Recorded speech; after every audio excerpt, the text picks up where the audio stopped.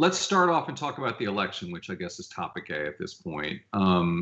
President Trump is down in the polls, and I think 538 gave him a 12% chance of winning. Does he have a path to compete or to win at this point, Nick? Look, after what happened in 2016, I think it would only be prudent to say, yeah, he's got a path. And whether it's a 12% likelihood of victory or in the betting markets, it's about a 40% chance. But, you know, I don't know exactly what that number is. But yeah, there is a possibility that things will come together. I think it's unlikely. I think that it's more likely that Joe Biden will win in a landslide than that Trump will win at all. But could it happen? Absolutely. There's definitely probably the most likely outcome would be a closely decided race, one way or the other. What would be your take on a contested election and how it might play out in the courts? So, you know, boy, I mean, probably like you, Andy, I mean, I remember reading about the 1876 election between Hayes and Tilden, and it just seemed like a different world, that kind of thing could never happen in the modern era.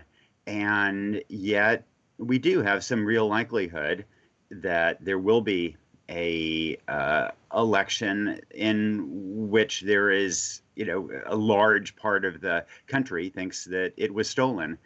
And I think that we are now so polarized that many people don't have trust in the courts.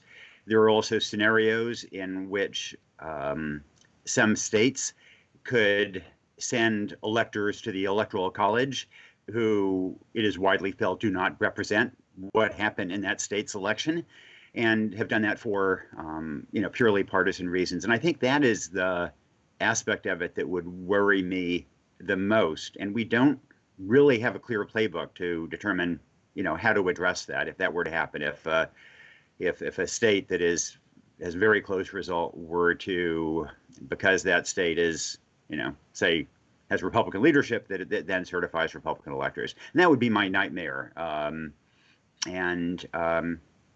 You know, and I must say, I was also, you know, reporting recently in Oregon, where I grew up, which is a you know, a pro-Trump area, and people are very edgy.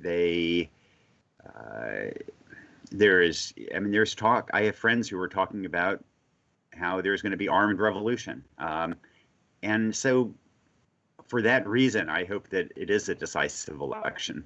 Yeah. Sort of following on that point, Nick, what about this notion that the president has refused to commit to a peaceful transfer of power? Is that something Americans should be concerned about? Yeah, I mean, absolutely. It seems to me that, and one of the things that I've learned, I think, from Trump's presidency is that, sure, we're a nation of laws, but maybe even more so, we're a nation of norms and institutions. And President Trump has systematically undercut those institutions, it seems to me, like the courts, like law, like the civil service, like the media, and also norms. And that is one of the basic norms that politicians traditionally have always honored, that, you know, I lose, I call up the victor and congratulate him or her. And so we're seeing a retreat from that norm, as from so many others. Now, if it's a clear-cut election result, I don't think that much matters. I mean, I don't think that if it's a clear election result, there is any chance that President Trump is able to, you know, chain himself to the Resolute desk and stay in the White House. But if it's a disputed election, boy, that really does matter.